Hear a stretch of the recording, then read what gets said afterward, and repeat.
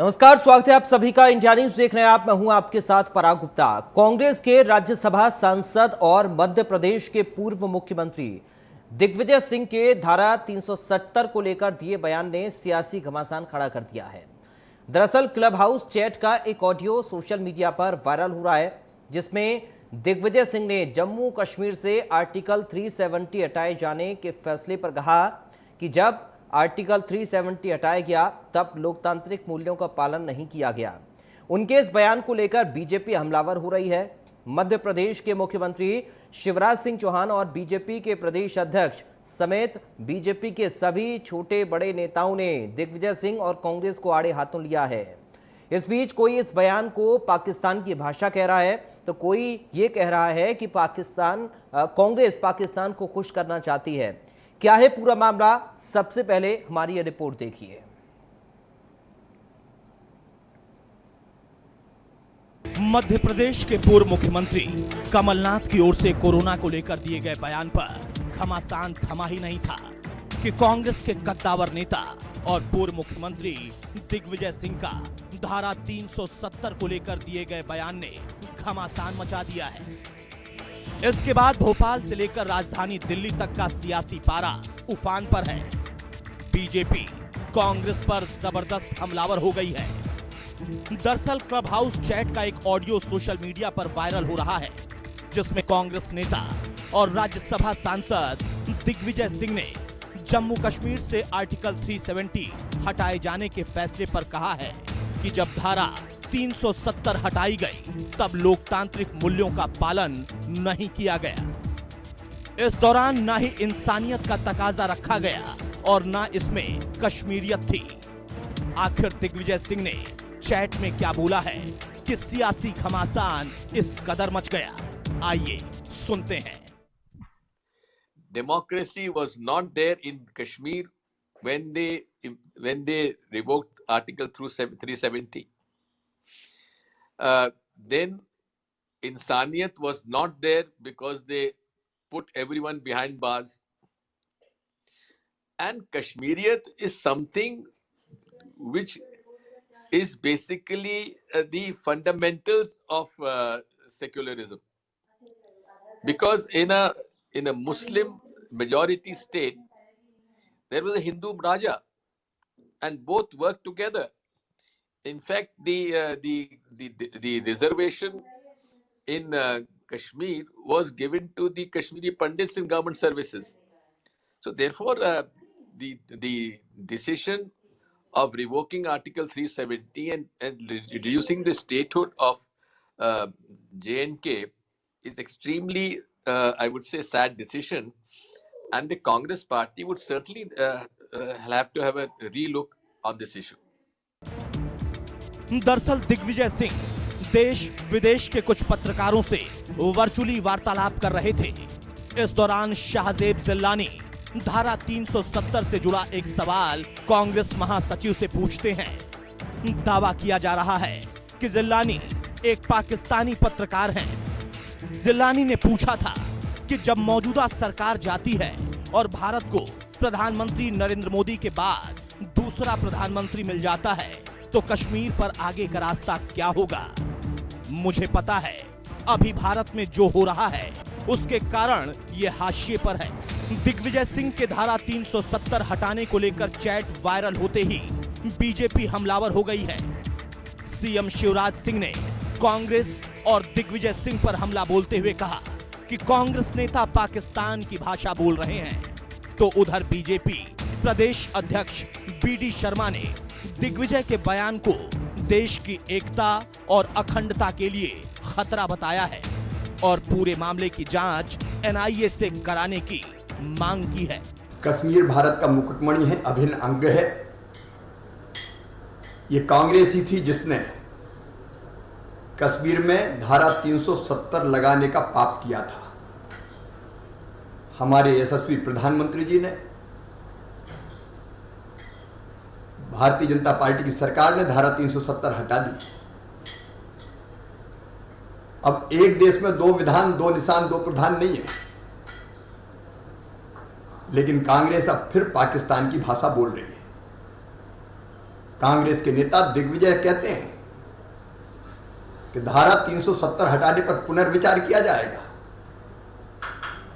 क्या पुनर्विचार करेगी कांग्रेस? क्या फिर से धारा 370 थोप के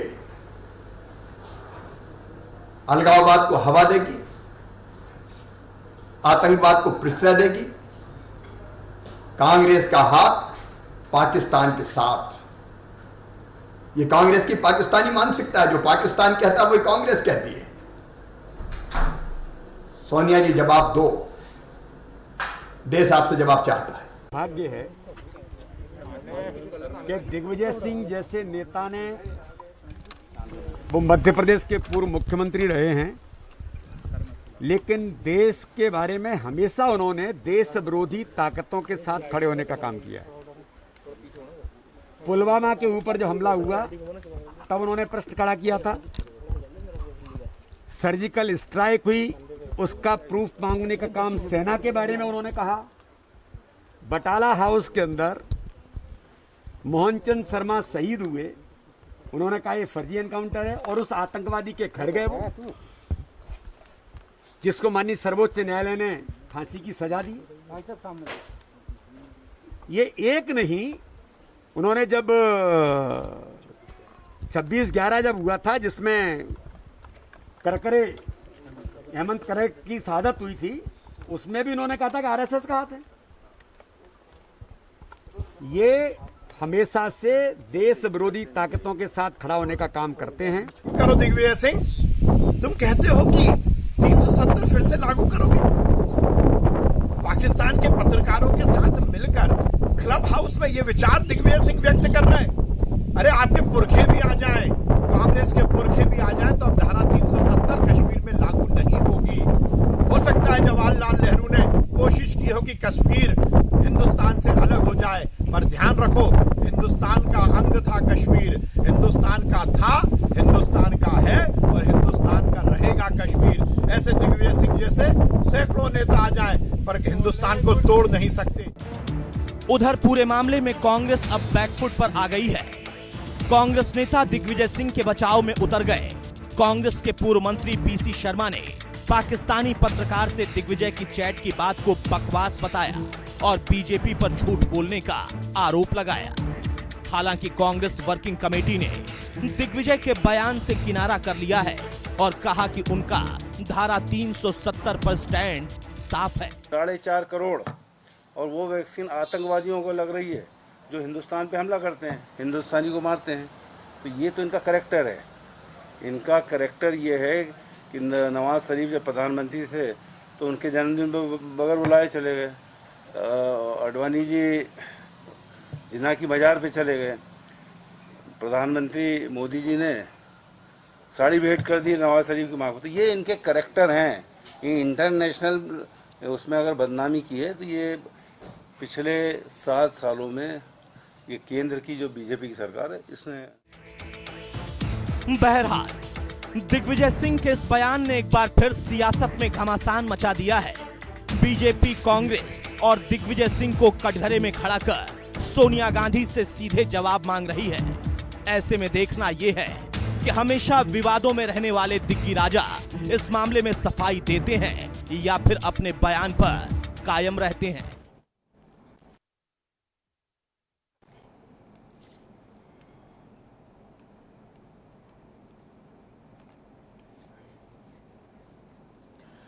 दिग्विजय सिंह के बयान ने सियासी तूल पकड़ लिया है। हालांकि बयान को लेकर दिग्विजय सिंह ने सफाई देने की कोशिश की। उन्होंने बीजेपी पर निशाना साधा और कहा कि अनपढ़ जमात को शॉल और कंसीडर में फर्क नहीं पता, लेकिन उनके इस बयान का खासा असर नहीं दिख रहा। बहरहाल आज हम इसी मुद्दे पर चर्चा करेंगे। चर्चा के लिए हमारे साथ कांग्रेस से प्रवक्ता राम पांडे और बीजेपी प्रवक्ता रजनीश अग्रवाल जुड़ेंगे, जिनसे हम आज चर्चा इसी मुद्दे को लेकर करने वाले हैं। तो चलिए, अब से कुछ ही देर में खास मेहमान हमारे साथ जुड़ जाएंगे, लेकिन आपको बता दें कि दिग्विजय सिंह ने आर्टिकल 370 को लेकर, कश्मीर को लेकर जो बयान दिया, उससे अब सियासी बाजार गर्म हो गया है। एक दूसरे पर आरोप प्रत्यारोप लगाने का दौर भी शुरू हो गया है। बीजेपी अब दिग्विजय सिंह को कांग्रेस को घेरते हुए नजर आ रही है। हमारे साथ दोनों खास मेहमान जुड़ गए हैं। राम पांडे जी जो कांग्रेस पार्टी से प्रवक्ता हैं, आपका स्वागत है सर हमारे साथ चर्चा में शामिल होने के लिए। साथ ही बीजेपी से रजनीश अग्रवाल हमारे साथ हैं। रजनीश जी आपका भी स्वागत है सर चर्चा में शामिल होने के लिए। राम पांडे जी आप ही से शुरुआत कर रहा हूं सर, क्या कुछ मायने दिग्विजय सिंह के आर्टिकल 370 को लेकर दिए बयान को लेकर है, क्योंकि अब बीजेपी कांग्रेस पार्टी को घेर रही है और ये कह रही है कि ये पाकिस्तान प्रेम है। जी देखिए, पाकिस्तान प्रेम तो 1947 में ही खत्म हो गया था, जब जिन्ना और आरएसएस की जिद के कारण हिंदुस्तान के 2 टुकड़े करना पड़े थे। उसके बाद फिर पाकिस्तान के 2 टुकड़े करके बांग्लादेश और पाकिस्तान बना दिए गए थे। इंदिरा जी ने जो बांग्लादेश अलग किया था, तो हमारे संबंध तो पाकिस्तान से पूरी तरह ये 2 बहुत बड़े कारण हैं कि खत्म हो चुके थे। भारतीय जनता पार्टी का पाकिस्तान प्रेम आप सभी जानते हैं। अटल जी कितने बार गए, ट्रेन लेकर गए, बस लेकर गए, और आडवाणी जी, जिन्ना जी की, जिन्होंने भारत के टुकड़े में जिनका महत्वपूर्ण योगदान था, जिन्ना जी की मजार पर गए थे हमारे उप प्रधानमंत्री, एक प्रधानमंत्री, दूसरे उप प्रधानमंत्री, और तीसरे प्रधानमंत्री ने तो हद ही कर दी, मतलब बुलाया भी नहीं, बगैर बुलाए चले गए, और वहां जाके शॉल, साड़ी, पैर पड़ना क्या नहीं किया। तो इन्होंने अपना पाकिस्तान प्रेम प्रूफ कर दिया। प्रधानमंत्री बने तो सबसे पहला न्योता पाकिस्तान के प्रधानमंत्री नवाज शरीफ को दिया। तो पाकिस्तानी ये लोग हैं, ये तो प्रूफ हो चुका है।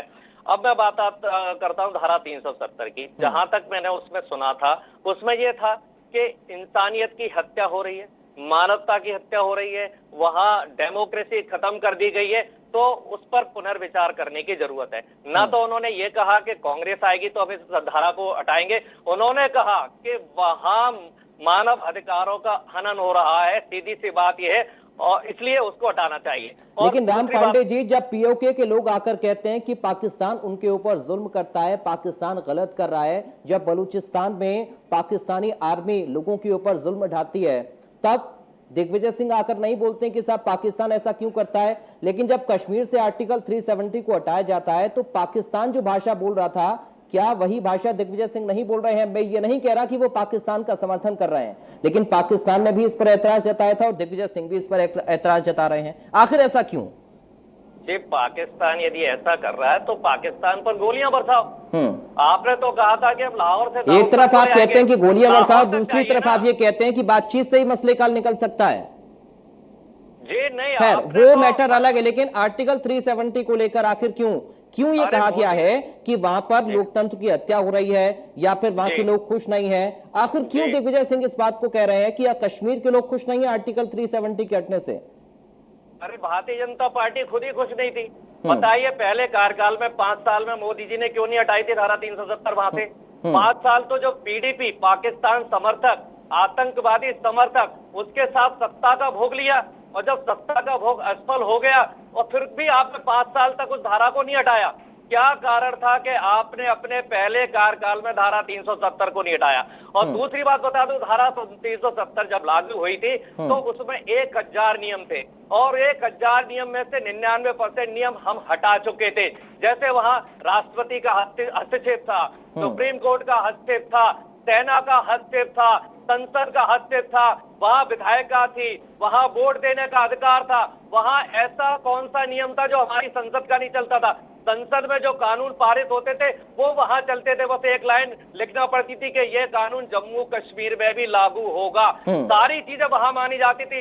इन्होंने बस क्या रह गया था वहां कि बस आप प्रॉपर्टी खरीद सकते हैं। तो मैं पूछना चाहता हूँ, 2 साल में भारतीय जनता पार्टी के कितने नेताओं ने प्रॉपर्टी? ठीक है, आपने कहा कि आपने भी कई सारे वहां पे जो चीजें थी उनको हटाया, लेकिन इस पर आपत्ति क्यों? इस पर मैं आऊंगा आपके पास, बहुत देर से देख रहे हैं। ठीक है राम पांडे जी, आप जब बोल रहे थे तो रजनीश पांडे हंस रहे हैं आपकी बात पर। रजनीश जी बोलिए। जी, एक तो मैं रजनीश पांडे नहीं, रजनीश अग्रवाल हूँ। सर माफी चाहूंगा, रजनीश अग्रवाल जी। पहली बात यह है कि कांग्रेस अगर दिग्विजय सिंह जी के बयान का इतना समर्थन कर रही है तो उनको केंद्रीय जो उनका नेतृत्व है उसको ऑन कर लेना चाहिए। पल्ला क्या झाड़ने की जरूरत है? कांग्रेस दड़ेगम कहे, खुलेआम कहे कि हम दिग्विजय सिंह जी ने जो कहा है सही कहा है, हम स्वीकार करते हैं केंद्रीय तौर पर। मध्य प्रदेश के जो तमाम प्रकार के कांग्रेस के नेता पदाधिकारी हैं उनकी भाषा तो बहुत अलग है, लेकिन राष्ट्रीय स्तर पर कांग्रेस का केंद्रीय नेतृत्व दिग्विजय सिंह जी के इस चैट में कही गई अक्षरशः बातों को स्वीकार करने के लिए तैयार नहीं है। तो इससे दोहरापन स्पष्ट हो जाता है। पहली बात यह है कि ये बात सच है कि ये पाकिस्तान के सुर में सुर मिलाने जैसा है। ये सच है कि पाकिस्तान के जो भारत के खिलाफ तमाम प्रकार के दस्तावेज प्रस्तुत करते हैं, ये पहले भी संयुक्त राष्ट्र संघ में पाकिस्तान ने जो डोजियर दिया था, उस डोजियर में इन्हीं नेताओं के, इनके राहुल गांधी जी के भी नेताओं के बयाना थे, समाचार पत्र की क्लिपिंग्स थी, वीडियो क्लिपिंग थी और उनको भारत के खिलाफ इस्तेमाल किया गया था कि देखिए कैसी भाषा ये बोल रहे हैं। अब बात वर्तमान में कश्मीर की स्थिति की हो जाए। लोकल बॉडीज के चुनाव हुए, बड़े शांति सद्भाव के साथ हुए, अमन चैन के साथ में हुए। आज वहां 100 से ज्यादा कानून लागू हैं। जो दलित वंचित, जो यहाँ तक कि जो बक्करवाल मुसलमान हैं, गुर्जर मुसलमान हैं, जो अधिकारों से वंचित हैं, उनको भी अधिकार मिले, महिलाओं को भी अधिकार मिले, विकलांगों को भी अधिकार मिले जो नहीं मिले थे। और मैंने कहा 100 से ज्यादा कानून, भ्रष्टाचार के विरोध में वहां कानून जो भारत देश में था वहां लागू नहीं था, वो लागू होगा। और तमाम प्रकार के जो भ्रष्टाचार है उनकी पोल खुली। केवल 23 परिवार का राज, और उसमें भी 2-3 परिवार का राज, बाकी सब जिस प्रकार की वहां भ्रष्टाचार का गड़बड़ घोटालों का राज था तो किसी से छिपा हुआ नहीं है, उजागर लगातार हुआ। तो ये जो फितरत है पाकिस्तान के सुर में सुर मिलाने की, सर्जिकल स्ट्राइक के समय, एयर स्ट्राइक के समय, 26/11 के समय, ये डोजियर पाकिस्तान का मजबूत बने, भारत की तरफ से राज्यसभा सांसद बोल रहा है। और ये जो संवैधानिक प्रक्रियाएं, जो लोकतांत्रिक प्रक्रियाएं, राष्ट्रपति, सुप्रीम कोर्ट, तमाम प्रकार के संवैधानिक कायम जिनका पालन किया गया, उन पर सवाल खड़ा करने, किसके जवाब में? पाकिस्तान के पत्रकार के जवाब में। तो इनकी फितरत है, इनकी ये आदत है, और इसी आदत के कारण आज कांग्रेस हाशिए पर। मैं पुनः दोहराता हूं, अगर दिग्विजय सिंह ने सही कहा तो कांग्रेस ऑन करे, केंद्रीय नेतृत्व ऑन करे, बाकी सब बकवास है, इसका कोई मतलब नहीं है। ठीक है राम पंडित जी, आपके पास आऊंगा, लेकिन रजनी जी उससे पहले एक सवाल मेरा आपसे ये है कि जब भी इस तरीके की चैट होती है तो क्यों विपक्ष के नेताओं को ही बुलाया जाता है? बीजेपी से किसी को क्यों नहीं बुलाया गया? क्यों सत्ता पक्ष के लोगों को नहीं बुलाया गया? क्यों दिग्विजय सिंह को ही बुलाया गया वहां पर? ये तो आप दिग्विजय सिंह जी से पूछिए, उनके लोगों से पूछिए, उसका उत्तर बुलाने वाले बताएंगे या जाने वाले बताएंगे, हम थोड़ी बता सकते हैं ना भैया। चलिए ठीक है राम पांडे जी, सवाल यह है कि आर्टिकल 370 हटाना सही कदम था या गलत कदम था? आप सिर्फ इसका जवाब दीजिए। और क्या दिग्विजय सिंह ने जो कहा कि ये वहां पर फिर से बहाल होना चाहिए, अगर हमारी सरकार आती है तो इस पर हम विचार करेंगे, क्या कांग्रेस पार्टी इस बयान से कोई ताल्लुक रखती है या नहीं? पहली बात तो मैं ये बता दूं कि पाकिस्तान प्रेमी ये हैं। मैं दोबारा रिपीट कर रहा हूं, दोनों प्रधानमंत्री, उप प्रधानमंत्री पाकिस्तान गए, नवाज शरीफ उनकी मां के पैर पड़े, जिन्ना की मजार पर ज्यादा चढ़ाई और नवाज शरीफ को बुलाया। ऐसा मैंने मेरा जब से जन्म हुआ। अरे राम पांडे जी, पाकिस्तान जाकर पाकिस्तान जिंदाबाद तो नहीं कहा था ना? तो ये जिंदाबाद बोल सकते हैं, पाकिस्तान जिंदाबाद किसने बोला? मैंने जिंदाबाद बोला। तो एक बात बताइए आप राम पांडे जी, एक बात बताइए, 370 जब हटा, आर्टिकल 370 जब हटा, तो विरोध किसने किया था इसका? पाकिस्तान ने किया था ना? विरोध किसने किया था इसका? अरे मोदी जी पाकिस्तान में जाकर पाकिस्तान जिंदाबाद बोल रहे हैं, नवाज शरीफ से मिल रहे हैं, उनकी मां से मिल रहे हैं, ये इनका। राम पांडे जी मुद्दे से मत भटकिए, ये बताइए क्या ये सही बयान है दिग्विजय सिंह का? क्या कांग्रेस पार्टी की सरकार आएगी तो वहां पर बहाल कराएंगे आप आर्टिकल 370 को? संतुलन में है, आर्टिकल 370 बहाल कराएंगे आप? सवाल करता हूँ, आपके चैनल पर सवाल करता हूं, जो कांग्रेस से महोदय जुड़े हैं, इनका दिमाग संतुलन में है। भारत के प्रधानमंत्री के बारे में कह रहे हैं कि पाकिस्तान में जाके पाकिस्तान जिंदाबाद कहा।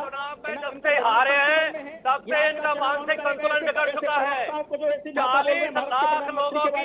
40 लाख लोगों की इन्होंने ऑक्सीजन की कमी से हत्या कर दी है, इसलिए इनका मानसिक संतुलन बिगड़ चुका है। रजनीश जी, राम पांडे जी, सर प्लीज एक एक करके अपनी बात रखें और एक एक करके ही जवाब दें प्लीज। और जो सवाल है सर उसी का जवाब दें, मुद्दे से ना भटके। कोरोना पर चर्चा बहुत कर ली हमने, लेकिन आज चर्चा आर्टिकल 370 के बयान पर है दिग्विजय सिंह के। रजनीश जी सर प्लीज एक एक करके, प्लीज सर।